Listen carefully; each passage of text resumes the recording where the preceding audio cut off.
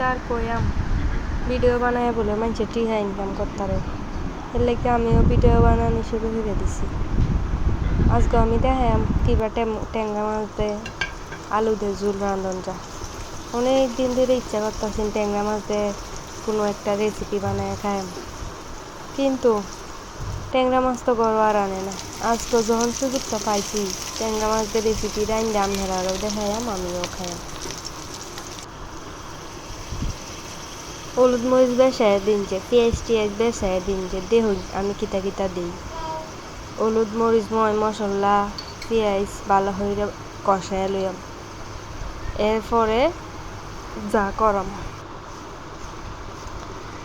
মানুষে বলে কয় ইউটিউব দে ফেসবুক দে ভিডিও বানায় টিহা ইনকাম করে, আমার কিন্তু ফলোয়ারও হয় না, ভিডিও রিচও হয় না। এই দেখুন ট্যাংরা মাছটি সুন্দর হয়ে দইয়া ফফা হয়ে লইছি, সুন্দর হয়ে দইন যে আমি আবার লেবুর রস দিয়ে মেলাক্ষণ রাহি যেন লাসা লাসা দি জায়গা ভালো হইরে কষায় লইয়াম। ভালো হইরে কষায় টসায়া এরপরে আলু দেন। আলু দিয়ে আগে ফ্রাই প্যানও বাজ্যে লইয়াম, হলুদ দিয়ে লবণ দিয়ে মাহায়া এই যে হলুদ দিয়ে লবণ দিয়ে মাহাইতাছি দেখবেন কিভাবে কিভাবে করতার বাইন। হলুদ দিয়ে লবণ দিয়ে মাহায়া এরপরে তেলও দেম।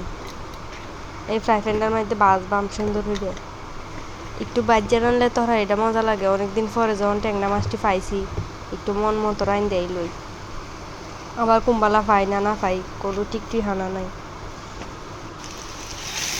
বালা হইলে বাজ্যে লইন যে তে তোরা এটা একটু স্বাদ লাগবো। যারা যারা আমার ভিডিও দিতে হন একটু দয়া হইলে সাবস্ক্রাইব করে দিয়ে যান। যে আলু দিয়ে এখন ডাইলে দেন মাছটার মধ্যে, এই যে ডাইলে দেন।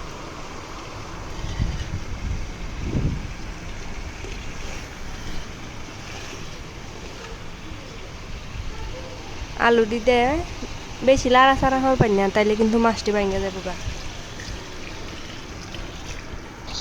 গরম পানি দিবেন, গরম পানি দিলে তরকারির স্বাদ বাড়ে।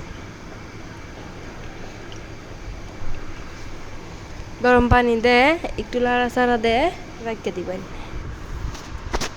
পরে কিন্তু ডাক্কা দিন। যে আমি আবার টমেটো খাই, সারা বছর টমেটো খাই, নাইলে হয় না। ফ্রিজে রাখিয়া ফ্রোজেন করে রাখুন যে যদি।